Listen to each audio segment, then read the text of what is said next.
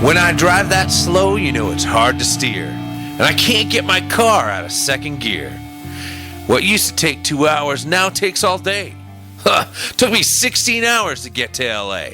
This is the Community Solutions Podcast. Jason Bradley, Andrew Richter, straight from the comforts of our own Camp David, with a watchful eye over this state to make sure that those who mean for harm are brought to justice. This is our show. Welcome. Don't you remember what it's called? I said that at the beginning. Oh, did you? Yes, okay. That's how I always open it. Shows you how much I was listening to you. Yeah. Okay. Welcome once again, Jay. 187, I believe. Yes. Episodes. And I get to kick my feet up. I'm comfortable. Really? Yeah, this is good. Why are you comfortable and I'm not? I don't know. Just more unequal stuff on this show. Yeah, well, you got to treat the talent well, you know. Yeah, I'm going to take a... Where that song sounds familiar. Yeah? And I think I'm going to get off this 20 is plenty for a second here. And you'll know what that means later. Get off of that and try to concentrate on there. It's that one guy again. Yeah. Oh, boy. Well, it's something about driving, right? Well, yeah, that would fit the topic of the show. So okay, so then I got that part right. Yeah. So I got that's not a quarter of a point. That's a tenth of a point, maybe. I don't know. I need a hint. What's a hint? A hint? Yeah. Like, how do you spell his name? Really? How about that? My word. It's a song from the 80s. I'll give you the decade. How about that? Jeez. All right, I'm stumped. It is Sammy Hagar. I can't drive 55. Oh, I was going to say Merle Hagar. Isn't that close enough? It's not a southbound train going 55. No. It's I can't drive 55. All right. Well, yeah. Can't drive 55. Sammy, you better not go to Seattle or Minneapolis pretty soon. Well, that's can't drive a third of that. Ugh. You know, Jay, yes. I got to ask, before we jump into that, though, I got to ask a question here. Okay. First, let me just say this. I am a TV fan the further back you go. Mm-hmm. I think, today there's too much garbage on. Maybe there's too many channels. I don't know what it is, but it's just too much. But I really don't like... even like the Netflix stuff. I mean, occasionally they put out something decent, but when you put out like 8 shows a year, it's just easy to forget. I don't know why they do that stuff. Yeah. Now I was thinking, I am not the biggest reality genre fan. Oh, no kidding. I kind of, I like the family shows. I like... a lot of the shows from the 90s I can think of. I was never a big Seinfeld fan, but Home Improvement is always probably my favorite show of that decade. Yeah. But then in the 2000s, this reality, or so-called reality stuff. Yeah. Which I wonder how much of it is really real and how much, Very little. Yeah, I mean, come on, it's TV. I mean, it just... But did you ever get into any reality shows, or do you remember any? Did you ever watch any? Oh, boy. Yeah. I watched a few. I think Knight Rider was my favorite. Knight Rider? Yeah. Isn't that one guy from Baywatch in that? Yeah. That's a reality show. It wasn't that reality? Yeah. Maybe in your world. I don't know if that would quite fit the genre, but, Teletubbies. Kid, where are you, buddy? Oh. What would you call that? A fantasy show? Or yeah, that would be probably fantasy. Well, it's action. I don't know. Right. It kind of melds the two together. So... But I mean, let me put it to you this way. Okay. Do you ever watch Survival? No. I tried to watch it once. I thought it was awful. I did too. I tried to watch it once. They were like standing on a Terrible. dock or something, Yeah. seeing who could stand there the longest, how many mosquito bites they could endure or something. I thought it was horrid. Yeah. Did you ever watch the singing shows? Yes. I like The Voice. I tried to watch American Idol. I can't do it. It's terrible. Well, the original American Idol with that one guy on with the Simon? bad sweaters. No, I couldn't do it. To me, music isn't about like ripping on people, and it's not about showing up all goofy because you can't sing and trying to make people laugh so you can get on TV. That's not what music's about to me. But what's The Voice? I've never seen The Voice. I like The Voice, and really, I rarely ever get past like the first round, but the first round's kind of my favorite. People tell their stories. Well, we all know you never get past the first round. Yeah, well, they come on, they tell their story, it's all about how they love music. They've fallen in love with music. Sometimes life hits them right between the eyes, and they got to, walk away from it for a while and deal with life, and they come back and they're trying to resurrect their dream, and so I love those stories, it's just kind of like, my own life. It's like, I work hard, doing 150 shows a year or whatever before COVID hit. Anyways, thank you, Governor Walz. And thank you again for last week taking away every gig. That's awesome. Yes, always appreciate it. Still have not recovered from the first time he shut everything down, but hey, whatever. But back on track.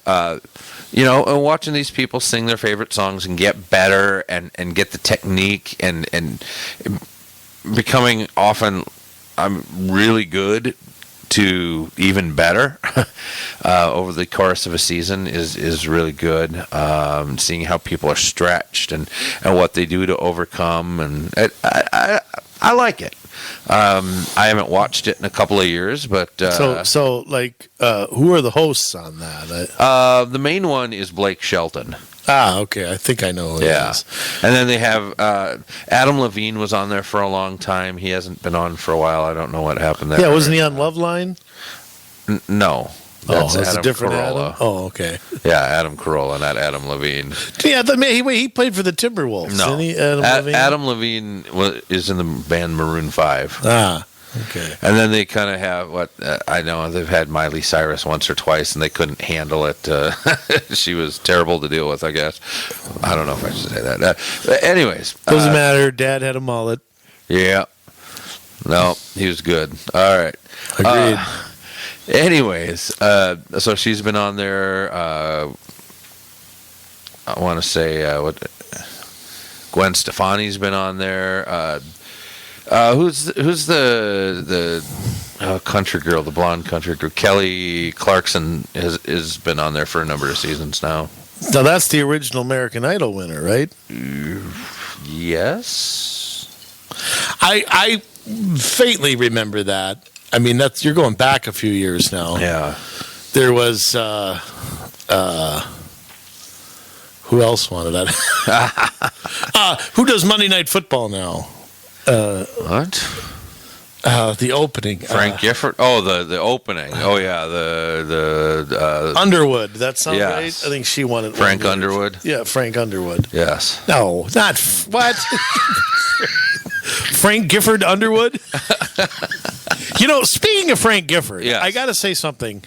I don't know if I've ever mentioned this before, but I remember he always opened Monday Night Football. Yeah. For years and years and years. And I mean, going way back to when Monday Night Football first started. And Gifford used to always call Monday. Yes. ABC's Monday Night Football. And one day out of nowhere, he said ABC's Monday Night Football. And I wish I could find that somewhere. But somebody gave him a memo after 20 years at ABC that it's Monday, not Monday. It's not MONDIE. I mean, you turn on the TV now and you've got treehouse building and you've got selling houses and you have painting garages, and Yep. you look on the History Channel, and they've replaced my Civil War Journal and Real West and all the great shows they used to have with Pawn Stars and Swamp Men, and Alligator Hunters. I mean, it's just kind of like, there are a few I've watched. The guy from Kiss had one for a while. Yeah, that I thought was Gene Simmons. Yeah, I watched like a season of Family that. Jewels, yeah. But then it is with a family. It's just sort of like they run out of situation. Gene wasn't playing music anymore, so it was kind of, it was interesting to a point. The same with Hulk Hogan when he had his own. Of course, he got divorced and kind of put a kibosh on that. But Hulk wasn't wrestling anymore, so it was kind of like looking at him walk around his house just after half a dozen episodes. It was, just kind of, okay, great. And you've got other shows like, I'll bring up something like The Apprentice. Yeah. Which I remember watching a little bit of because I thought Trump was hilarious. But I mean, again, after you see them, sell T-shirts and whatever they did, it's like, okay. Then they have celebrities on there. It's like, all right, I've seen this enough. I just can't get into them. I can't get into... I can't think of one that I've watched for any length of time. It's like I've watched all of the Duck Dynasty shows. You have. You watched Dog the Bounty Hunter. I think that's the one you were watching. No. You got his haircut. That's why you got his haircut. No, I do not. He had a mullet. And Michael P.S. Hayes. I am long all the way around. He had a mullet. You think so? Would you call that a mullet? That lion look? Is that what I look like? Well, you look more like a lion cub. Oh, boy. Yeah, I don't know. Netflix had some good stuff, some original content, and they weren't really, they were reality, but they were more like documentaries, like Some Like It Loud, which was amazing. It was, oh goodness, it was The Edge from U2 and Jimmy Page from Led Zeppelin and Jack White, and they all got together and kind of talked about their guitar tones and how they made music. I loved it. That was really good, and there's some things like that, but yeah. Okay, so there you have it. Yeah, I like shows about music. I guess that's not surprising. And Duck Dynasty, that was good. I don't know. To me, TV, movies, it's kind of about putting yourself in another time and place. It's not about, walking into somebody's house and seeing what's in the refrigerator. To me, good TV is not. I'm going to ask another question. Yes. You ever watched like a reunion show? Reunion show. Like there's a sitcom that was on in the 80s, and 10 years later they have like a reunion. Not on purpose. Oh, okay. Forget my next question. Maybe you didn't even watch the Dukes of Hazzard one. That one, I think I did see. Okay, all right. I think I did see the Dukes of Hazzard one. I'm trying to remember if there were any others I saw. Yeah, I don't. I can two stick out in my head. Dukes of Hazzard, and the other one that sticks out in my head, I don't know why, is L.A. Law. Okay. Is that show done to have a reunion? It was done in like 93. Oh. They had a reunion in like maybe 2004. You might be thinking of Law and Order. Oh, that's probably what I'm thinking of, yes. Yeah. That's why when I had my own TV show, I used to say my show was my parents' 14th favorite show because they liked all those Law and Orders. So yeah, okay. So forget the reunions. Okay, you just don't you just don't watch reunion shows. Ah. You think WKRP has a reunion show? You're not going to watch it? Maybe. I don't know. That's an old one. Yeah, scrape Lonnie Anderson off the ground there, and well, they all have to be like 80 by now. I mean, right? I don't know. Coach, how old is he? Oh, Hayden. He's in Poltergeist in what was that in the early 80s? Maybe 83? Didn't see it. I'll tell you, you know what? You make fun of me of pop culture all the time. With good reason. I mean, there's good reason why you make fun of me. But I mean, seriously, Jay, you never seen Poltergeist? No. Yeah, you just watched Ferris Bueller for the first time yesterday, too. That's what I heard. Maybe for the 700th time, yeah. Okay. Yeah. Jay, you've often talked about how much you hate driving in Minneapolis. Yes. I just hate the city, period, but you hate driving in it. It's getting worser by the minute. Yes. Much worser and worser and worser. The speed limits now in residential roads have dropped to 20 miles an hour. From 25. They just dropped it like a couple years ago to 25. Okay, so and now it's going to 20. 30 was the standard. Right. Then 25, now 20. Right. And it'll never be enough. I mean, as long as bicyclists are complaining, it will never be enough. It's like the minimum wage. It's 15 now until you get 15, then it's 20 now, then it's 40 now, then it's 100 now, 500 now. I mean, it will. Nothing will ever be the same here. Yeah. And we're seeing this all across the country. This movement, and we've talked about various things like this. Mm-hmm. Over the years on the show. And 20 is plenty. Is the... Oh, is that... Are they an NGO or are they... What? They really started in the UK. Yeah. This is all over the UK. This is as if it isn't enough to ruin one city, you got to ruin additional ones. Oh, it ruin everywhere, and of course we all know where it goes. They've got it. First off, just to say this, they've got a Facebook page. 652 likes in the whole world, and they're all from Minneapolis, Seattle, and London. And you figure what Minneapolis has? How many people they have? 370,000, maybe 370,000. You get a sampling. How many people like it? 652. Wow, they got a big sampling. Yeah, that's a what's that? A Quinnipiac poll? It's not even that.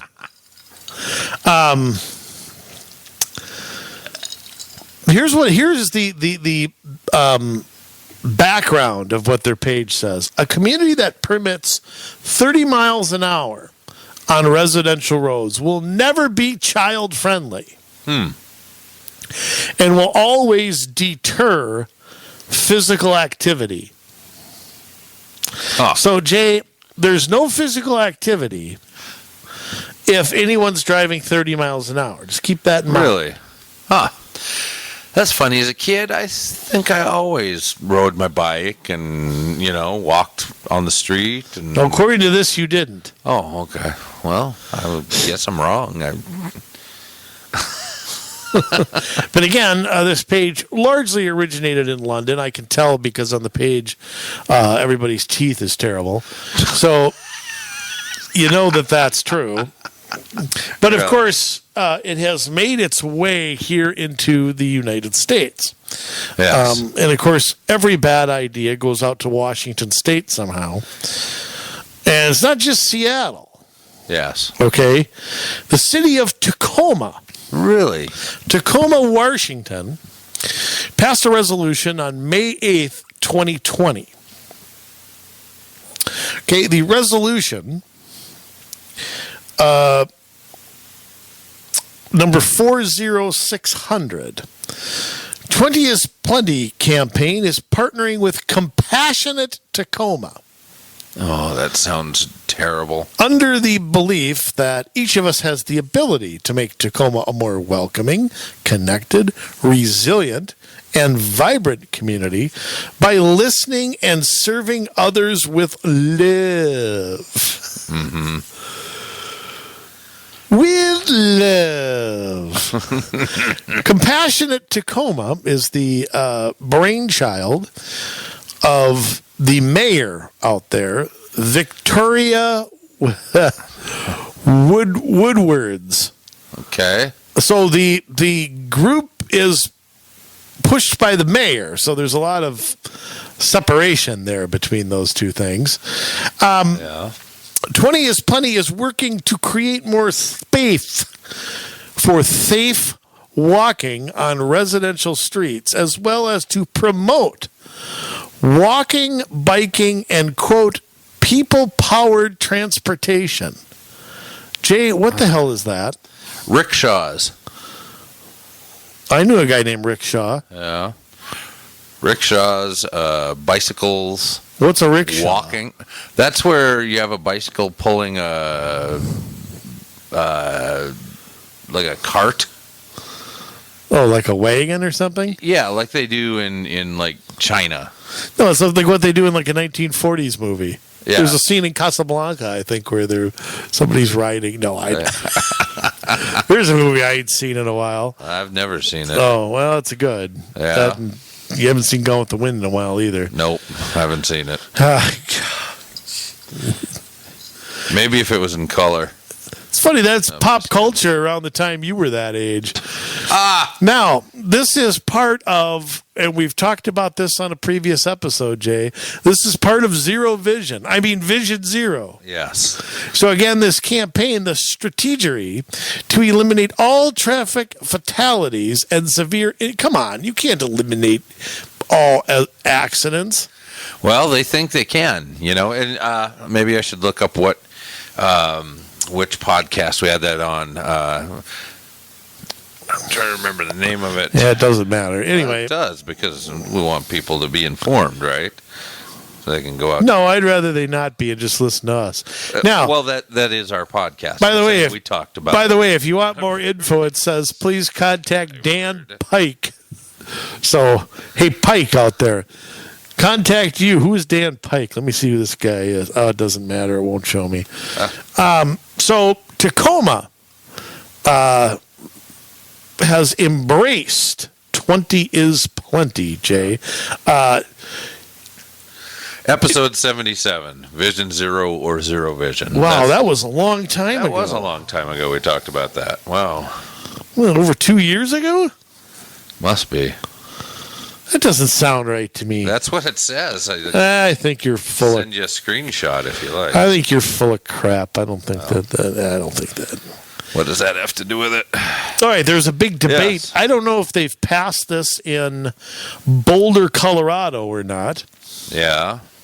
But the Boulder Mountain Bike Alliance is all over this. This is another city that has already lowered things to 25, but of course that's not good enough. Oh, no, it's not. Let me see here. Not until the pedestrians outpace traffic will they be happy.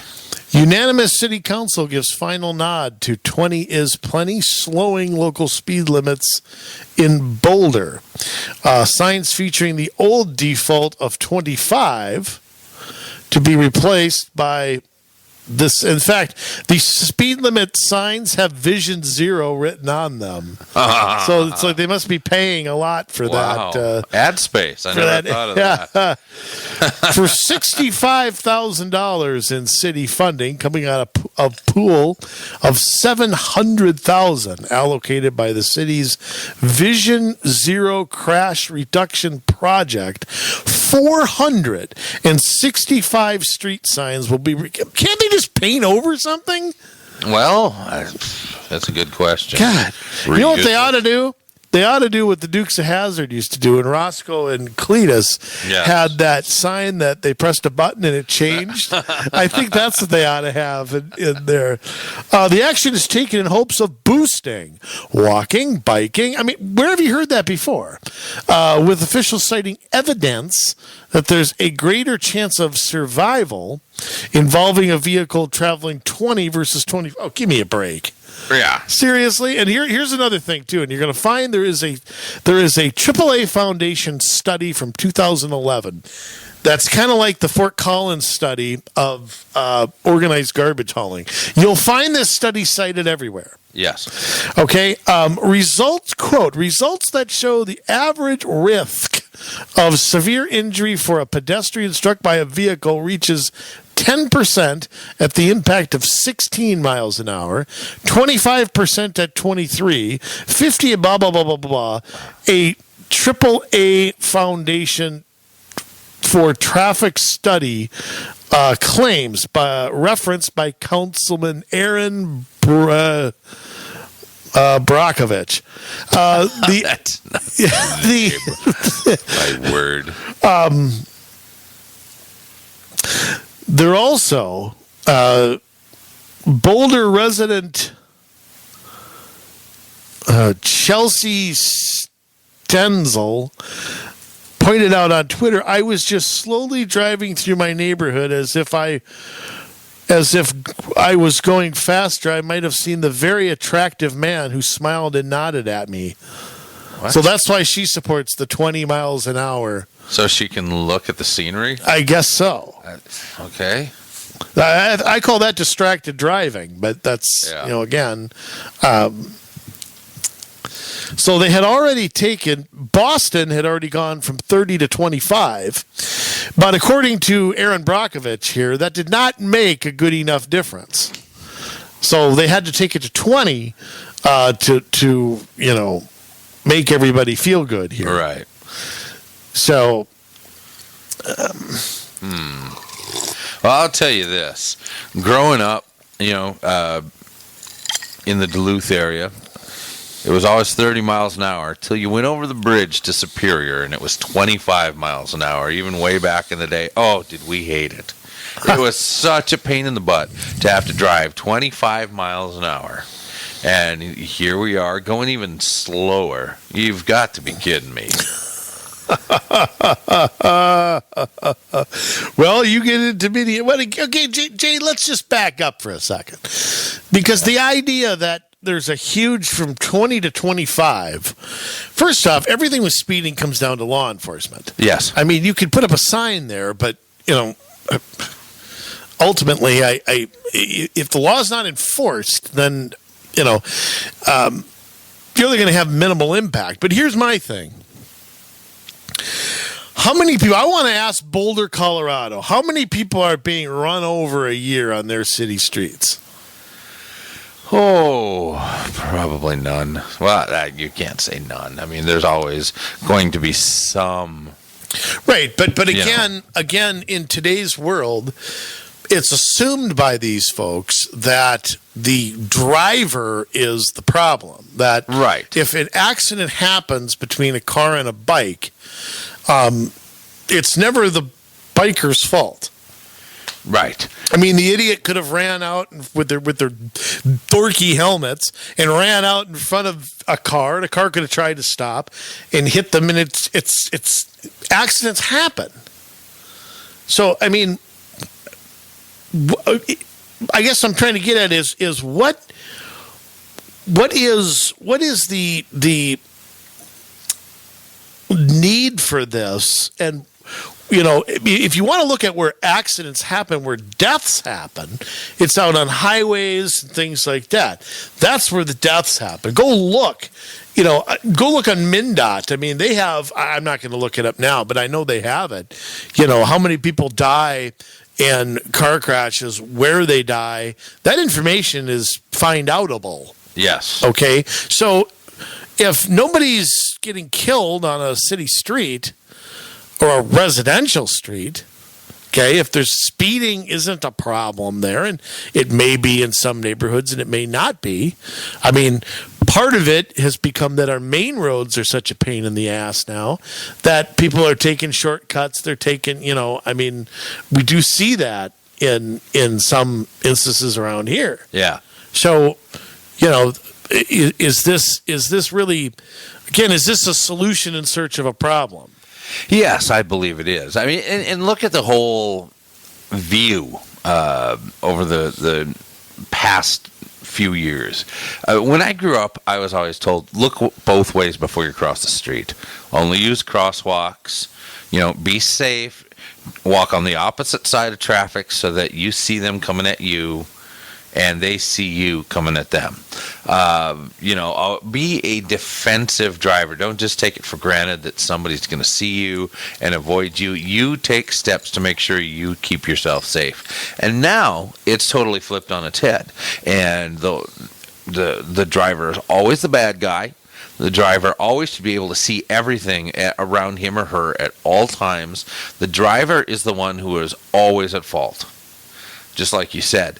Now, that's a total change in how we do things. So it has gone from being responsible for yourself to not having to be responsible to yourself, for yourself, which that's kind of the way it is with everything nowadays. So go ahead, jaywalk. Go ahead, just kind of meander in the road. Go ahead.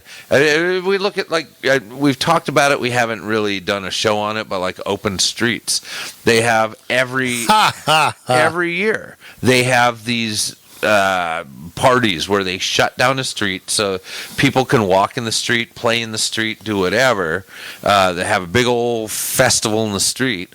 Well, that's just training people to, that the streets are for everybody. That's what they say. The streets are for everyone. No, the streets are for cars, and you better stay out of the street or you're going to get hurt. Stay on the sidewalk. Stay in a bike lane.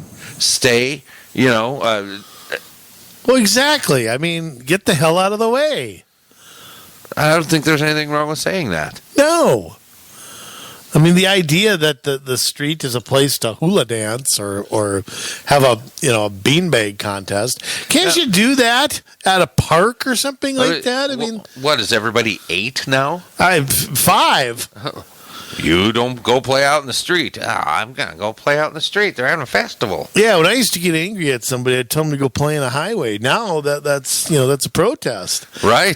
Here's the thing. Minpost.com has got kind of a year-end review of this. In March, the cities of Minneapolis and St. Paul, they didn't collude, I'm sure, announced they were introducing a new standard for motor vehicles speed on residential streets of 20 miles an hour.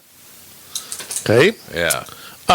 Is it 20 miles an hour everywhere in Minneapolis and St. Paul? The answer is yes, unless it's otherwise posted. Hennepin and Nicollet Avenues have been lowered to 25. And a few city-owned streets, for some reason, still are above 30. I don't know why. I guess it's okay to kill people there. West Lake Street near Lake, I'll call it Calhoun. Yeah. Not Badi Makaski. And Cedar Avenue over by Lake Nokomis. But people don't walk around Lake Nokomis? St. Paul plans to have new signs installed by early next year, said traffic engineer Randy Fig Newton. As in Minneapolis, St. Paul's residential streets, blah, blah, blah, blah. A few streets will be at 35, including Phelan Boulevard. County and MnDOT-owned roads will not have any speed limit changes. How diligent are cities going to enforce this? St. Paul will take an educational approach. Judging by their school results, they won't be very successful. We know this name. Minneapolis police spokesman John Elder. Oh, boy. Said the department is... How long before he brings this to New Hope? First he said, excuse me. Yeah, probably. Excuse me, I just had a roast beef sandwich. Said the department is working with other city departments to help reduce crashes, and added speed statutes will continue to be enforced. Why now, you may ask? The Twin Cities are following a national trend to lower, in other words, they're copying somebody, in order to minimize fatalities or life-changing injuries, which we saw on the Roundabout show. Roundabout, which is one of the very first shows we did. I think episode 30, if I remember. Is it? Okay. Both St. Paul and Minneapolis have Vision Zero initiatives. Yes. Oh, we've seen that. It aimed to cut traffic deaths on city streets to zero by 2027. So it's okay to die on the city streets over the next 6 years. Yes. Okay, but 2027 we can't have any more. Right. Driving at slower speeds means drivers have more time to react, which lowers the number of crashes, allegedly. Allegedly. Blah, blah, blah. In fact, according to the National Transportation Safety Board, the fatality risk in a frontal impact crash rose from 3% at 30 miles an hour to 60% at 50. Well, you're not driving 50 down a city road. What does this mean for non-drivers, Jay? The Min Post is wondering. The car has been king on American streets for generations. The slower limit hopes to cede some of the road back to everyone else. A pedestrian walking along the street is at lower risk of being. Has anybody seen people drive in Minneapolis? These are the same people. The House of Representatives in Minnesota wants to give driver's licenses away to anybody. Yes. Don't tell me we're safer out there. According to Minneapolis's Vision Zero crash study, 49 people died walking, riding in a wheelchair, or biking on Minneapolis streets from 2006 to 2015. While cyclists account for 5% of the trips in the city, they represent 20% of all crash fatalities. Well, I wonder why. So wait. So bicyclists are 5% of the traffic out on our streets, and we're in Minneapolis and other cities building bike paths everywhere for 5% of the traffic. Well, and if it's 5% in Minneapolis, it's probably like 0.1% everywhere else. Yes. So 49 people died in a 10-year span. Riding in a wheelchair. I really? Somebody ran over a person in a wheelchair. Do you buy that? Yeah, I suppose. If somebody's not looking and a guy's wheeling across the road. Okay, again, we're assuming the car is at fault. Right. Exactly. See, and it doesn't show that here. The car's always at fault, Andrew. That's the moral of the story here. And of course, I'll tell you what, as in Minneapolis, as in all these towns, we've got to link everything to racial equality. Of course. Because somehow the speed limit is racist. Minneapolis Public Works Director Robin Hutchison said speed limits can also be tied to racial equity, climate conscientiousness, and prosperity. By lowering the speed limit, for example, the city can reduce the number of accidents, crashes that disproportionately impact people of color. Really? Why is that? I have no idea. I don't know.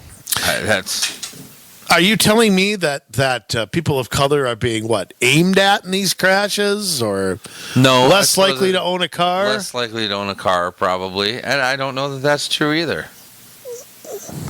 You go up and down the streets of North Minneapolis, you're going to see cars everywhere. Well, if 5% of trips are in bicycles, that tells me most people are still driving. Yes. And that's people of all colors and ages. And I mean, at the same time, reducing speeds makes it more comfortable for people not to drive, which reduces greenhouse gases that contribute to climate change.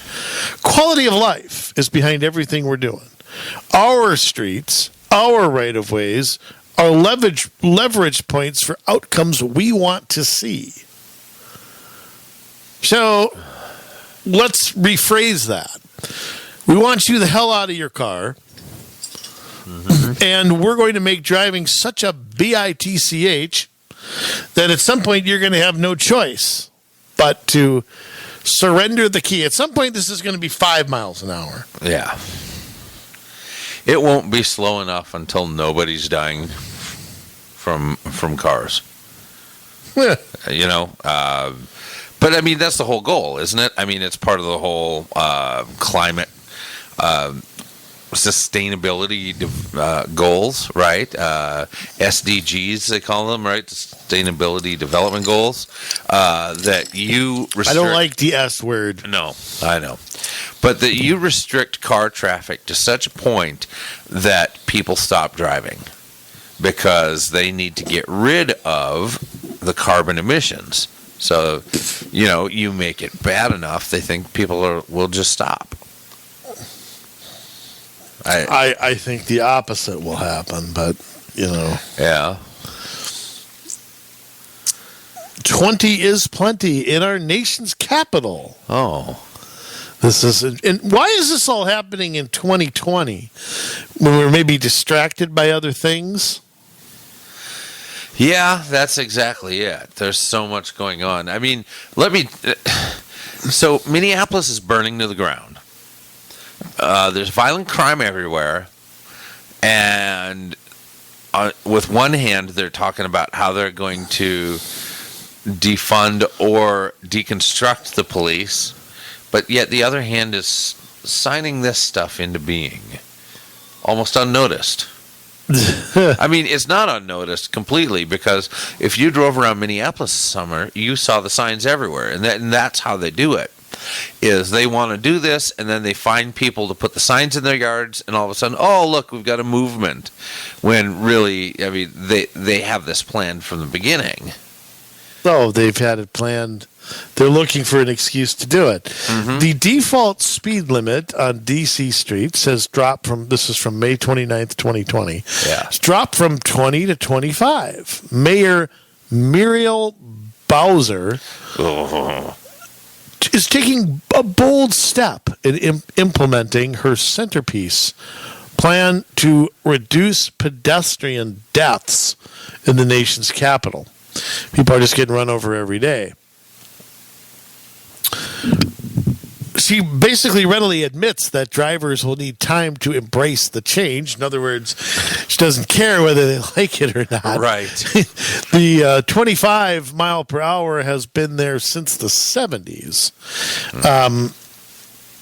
One thing that we've for sure learned, this is during COVID, with less traffic on the street, is that people are driving faster. Well, that's interesting. You want to get rid of cars, yet you're admitting getting rid of cars, like during the lockdowns, led to more speeding.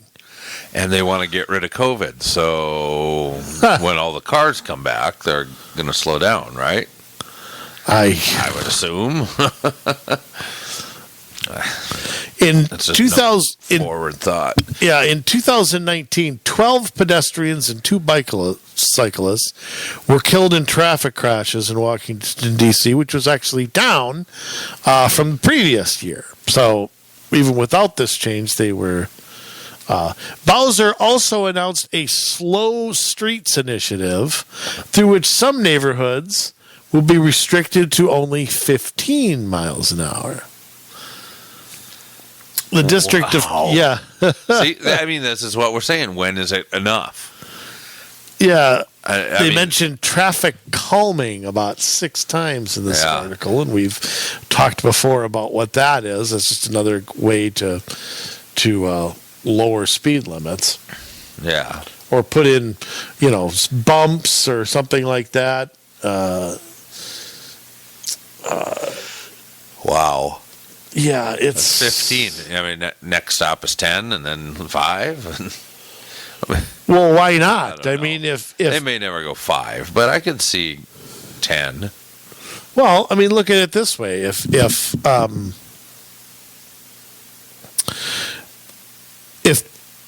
go from 30 to 25 and 25 to 20, and there just are no consequences, everybody just kind of eats it. At what point are they going to be? Okay, we can go even less. By the way, there is the Denver, you want to go to, again, back to Colorado, DenverStreetsPartnership.org. 20 is plenty It is time for action. Denver's Vision Zero action plan identifies speed as a factor in 53% of fatalities that occurred in crashes on Denver streets. Another way to read that is 47% had nothing to do with speeding. I don't know that Denver has joined this, but this group is pushing it hard. Yes. So they've got a steering committee, staff, belief statement. They have, and this thing about 20 is plenty. The thing in the originating from England has got the sample resolution, the action plan as to how to do this, so on and so forth. But they got a whole the steering committee, Bicycle Colorado. COPIRG, I don't know what, Standing Up to Powerful Interests. I don't know who that is. The American Heart Association, the AARP, all in Denver, Mile High Connects, Colorado Cross Disability Coalition.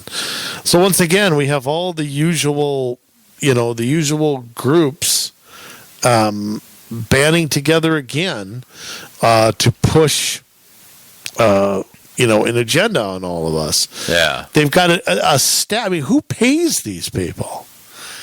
Well, they get a lot of money, I'm sure, the way a lot of these groups get money.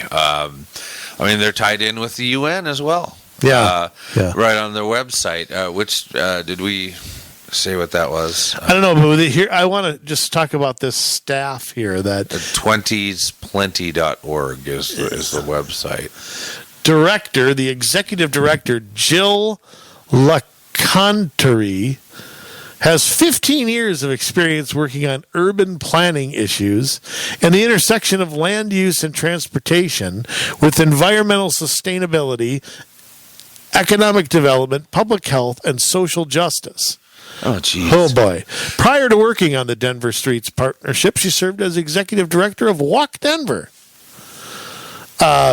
She lives with her husband. Boy, think he's in the testicle lockbox? They have one dog and 0 cars. Oh, boy. And her husband resents it every day. Oh, my goodness. He probably has the bike with the flat tires. I don't know what this other person's job. Cindy Yamabas. Let's see. She is the bilingual skilled person with originally from Vietnam. Nothing crazy in there. How about this poor guy? Kurt Baker, communications director. At least I can say his name. Kurt is an accomplished communicator. Well, he better be for this job, with campaign, political, advocacy, journalistic, of course, they go together now, and nonprofit experience. His love for transit and multi-modal transportation bloomed while riding the bus route he still takes to work every day. Oh, boy. Then we have the program manager, Jessica Vargas. Coordinates. I don't think that's how it's pronounced. Whatever. Same difference. Vargas. Vargas. Vargas.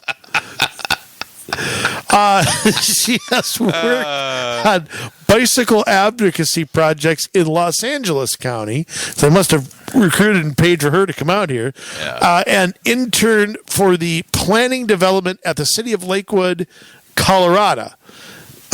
She has a master's degree in urban and regional planning. Oh, boy. Oh, boy. So, by the way, they believe in equitable, and once again, this is about a social agenda that guarantees our public spaces are designed for people. Yes. We believe that human dignity should be the guiding principle for the design of our human dignity. Yes. So what is dignified, Jay, about what is undignified about driving a car? Oh, I don't know. I'm just a big dummy that drives a car. Okay, I'm a medium-sized dummy who drives a truck. But I mean, they've got. I mean, these people got some money. I mean, they've got everything. Absolutely, they do. Well, here's the thing, though. I mean, you take a look at it. You see these things paired together all the time, where you have planning tied together with sustainability, tied together with social justice. I mean, they just keep putting these things together, and they claim in the name of social justice to need to do X, Y, Z, and that's how they get it into planning documents and how they make trends out of it. Well, they've got a whole what do you want to call it? Like policy platform here. Part of it is complete streets. Vision Zero, you see 20 miles an hour everywhere. Of course, equity, coordinate housing and transportation to maximize the number of people who can rely on affordable transportation options. Eliminate parking minimums. Yeah. And single family zoning. Yep. Affordable housing options, particularly along transit corridors. Well, and that's stuff we've been talking about for a long time. And Minneapolis has said, "Oh, we're getting rid of some of those traditional planning type zoning laws where you can just stick a fourplex right in the middle of anywhere." Yeah, going forward, basically. I wonder if they're even going to have single-family homes anymore. I mean, I don't even think that they fall under the current zoning laws there. Yeah. So. Yeah, I mean, in Minneapolis, I doubt it. I mean, they've got the Vision Zero action plan. I mean, it's really... Yeah, I mean, they're tied together and they're well funded. And, anytime that you start to see lawn signs, you have an organized effort where somebody's put a lot of money. Lawn signs are not cheap. Yeah. And so for them to have enough to be able to put them all over the city, that a lot of money's gone into that. So if there's a lot of money in it, there's a lot of organization, and this isn't some ragtag fly by the seat of your pants thing. Well, here's what they're claiming. They're claiming in Denver that 70 people died last year in Denver. Yes. In transportation's deaths. 3 on bicycles, 23 people walking, 1 person on a scooter, 15 on a motorcycle, and 28 people in cars. So far this year, they've had 49 deaths. 41% of deaths involve speeding, allegedly. Not speeding by whom. So they have basically whoever's in charge of these stats. I mean, I'd like a more independent source, but yeah. They make a big deal about the trend, generally speaking, going. I assume the population has grown, but again, we're going to get to the point where it's not just the big cities doing this. It's just like everything else. Eventually it's going to come to the first-ring suburbs, just like everything else seems to have, Jay, whether it's racial equity plans or it's ranked choice voting or whatever. Right. They make their way out of the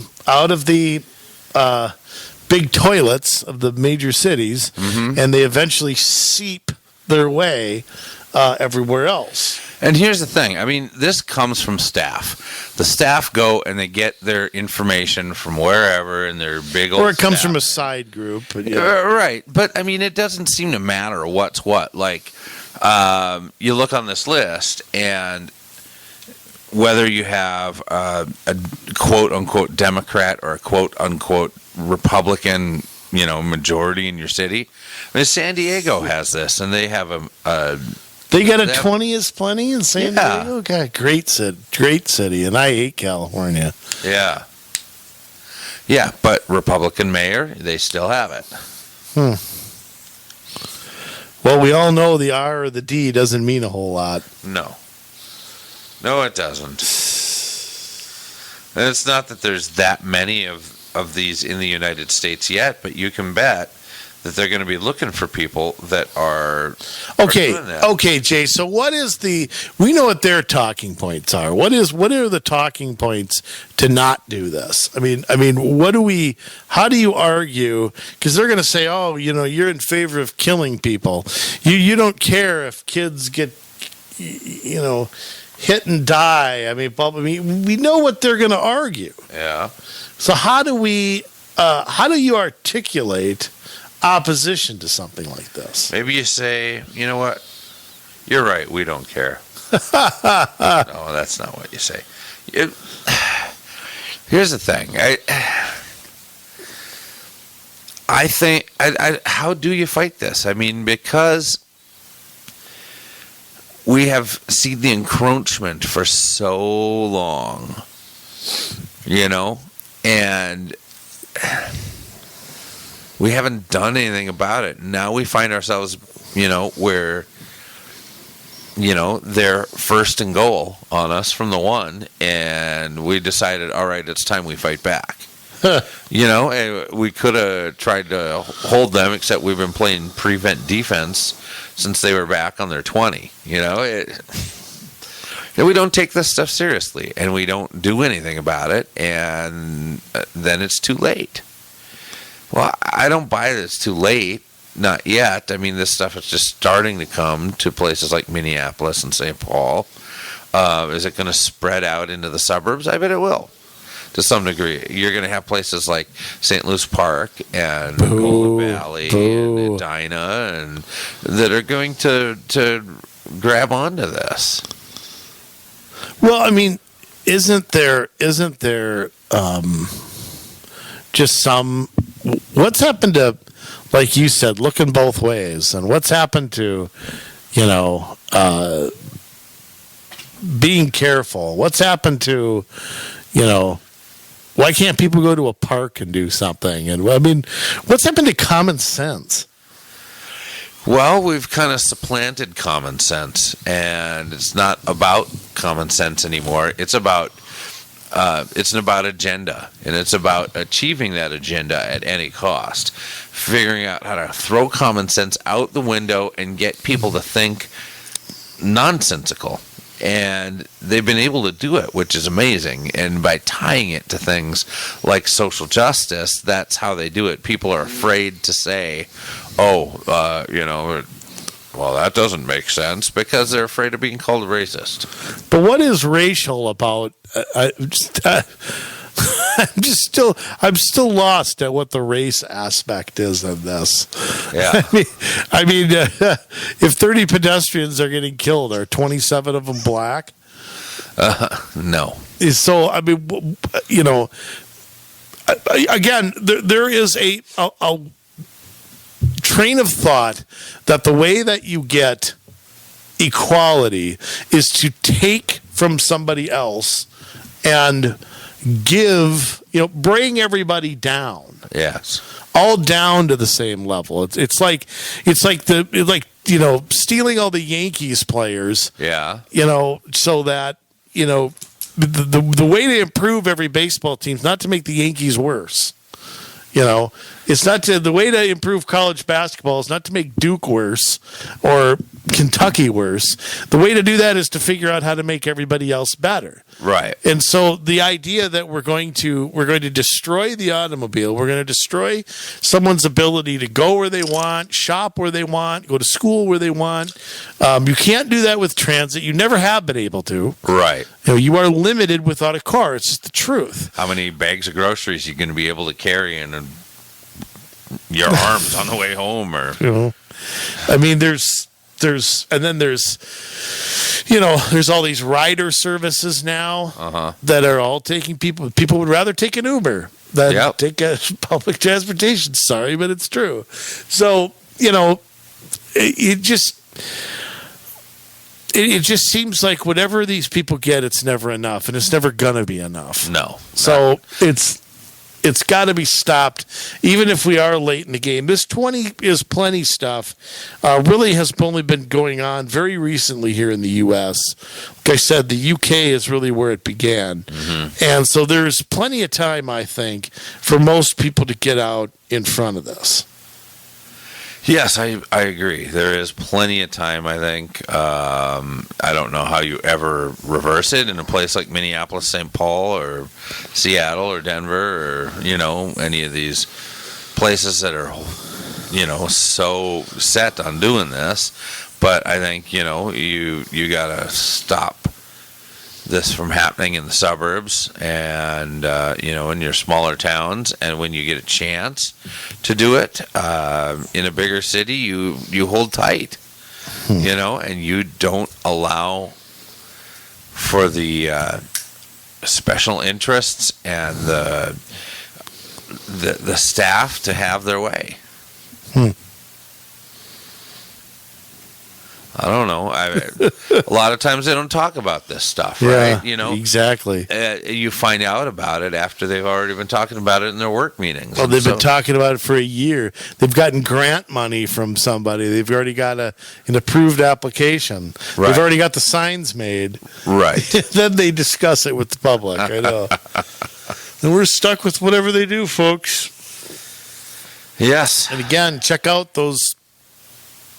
By the way, the mayor of Tacoma has a thing called One Tacoma. Sound familiar? I find that so insulting. It's like, okay, what about the people that don't agree with it? They're not part of your One Tacoma? Yes, or exactly. Get with the program? One Tacoma is just like one Minnesota. It's translation for everybody better agree with me. Yes. Yep. One rule of law. One dictator. One... Pretty much. Yeah. One autocrat. Well, there you have it, folks. I mean, there's just you can go back to episode 77, listen to Zero Vision or Vision Zero or whatever we called it, something like that. It gets kind of the scoop on that. But here you go. 20 is plenty. It's the 15 now of streets. That's what it is. Because we all know it won't be 15 now. We already see it going down to 15 in Washington, D.C. Yeah. What do you want to bet it goes down? How about it goes down to like -10? Maybe that'll be what happens. Everybody get out and walk backwards. Yeah, or drive backwards, like license to drive. We're all going to have to drive backwards. So, all right. Well, Jay, it's that time again. The master of disaster, the king of sting, styling and profiling, jet flying, limousine riding. It is with the sign-off sermon SOS. Jason Bradley. Well. I like to drive. I do quite a bit of it. And I'm sorry, but the streets were made for driving. And that's just what I'll do. Gonna drive on these streets. So, take a hike. I don't get it. I want to be safe. I don't want anybody to get hurt. I don't want one single bicyclist to get hurt. I don't want one single pedestrian to get hurt. I don't want one single death to happen on the roads. But you're talking about a lot of things. You're talking about controlling drunk drivers. You're talking about being able to make sure that drivers of cars are paying attention wherever they go. You're talking about pedestrians paying attention, bicyclists paying attention, bicyclists and pedestrians not breaking the rules of the road like they currently do. There are so many variables that go into something like that. And you know what? It's not just up to the drivers. But here we are. Again, we've been able to make everything a social justice cause. That's right. You know what? If there's something wrong, you white folk did it. It's your fault. Well, I don't take responsibility for the way that cars drive on the road. I don't take responsibility for the way that people ride their bicycles and go through stop signs. I don't take responsibility for people who decide to jaywalk and cross in the middle of the street at night wearing nothing but dark clothes. I'm sorry, but I think that we're trying to simplify something that really is a more complex issue. And it's just easier to say, it's the white guy's fault. Don't get me wrong. I value each and every life. And I want to see those people in the inner city grow up, cast off their chains, graduate from high school, graduate from college, go get an awesome job or become a business owner and go through like a 2-year school or whatever and just do amazing things in this life. I want that for everybody. Doesn't matter the color of your skin, doesn't matter your gender, doesn't matter. But you know, we are in a place where we're being dictated to. This is what you're going to do. This is what you're going to say. This is what you're going to think. These are the new rules, and you will comply. They're taking away our freedoms. They're limiting our ability to get around. To be able to freely associate with who we want to and to travel in between to be able to make those associations. They want to make it difficult for you and I to be able to do the things we love. I mean, I'm a muscle car guy. I love like the 1967 to 1972 muscle cars. I love them. One of my favorite is a 67, 68 Shelby GT500. They don't make cars like that anymore. I mean, even the new Shelbys that came out just a few years ago, they're not the same car. We're changing everything, and some of that is good.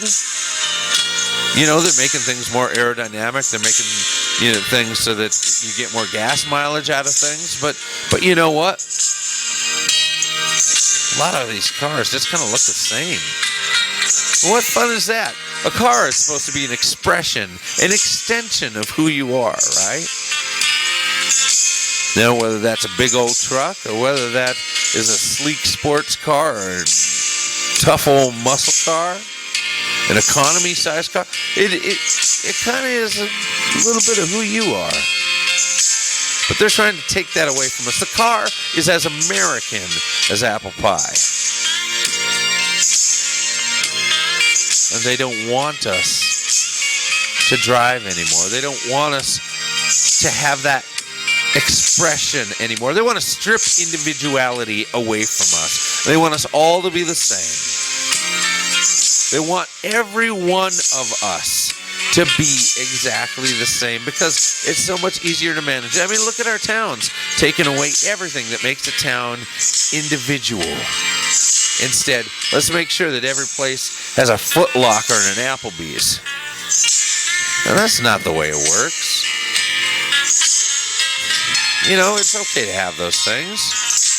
But you also want those individual mom and pop stores. You want the architecture. You want the feel of that city to run through the city's DNA in everything you do. Well, same way when you're being an individual, you want your DNA to come out in what you wear and what you drive and in what you choose to do for a career. And they keep putting us in a smaller box, and a smaller box, and a smaller box, and a smaller box, till one day the pressure just gets to you, and you crack. You either go into depression because you've lost yourself, or you explode because you can't handle it anymore, being put in a smaller box.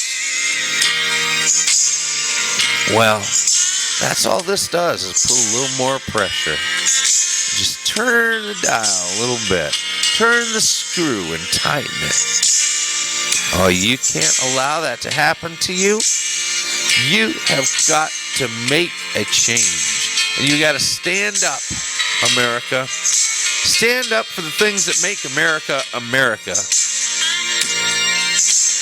Or else someday we're just going to be running around, and if we get to drive at all, be those self-driver pods that'll look like little smart cars. And what are we going to do?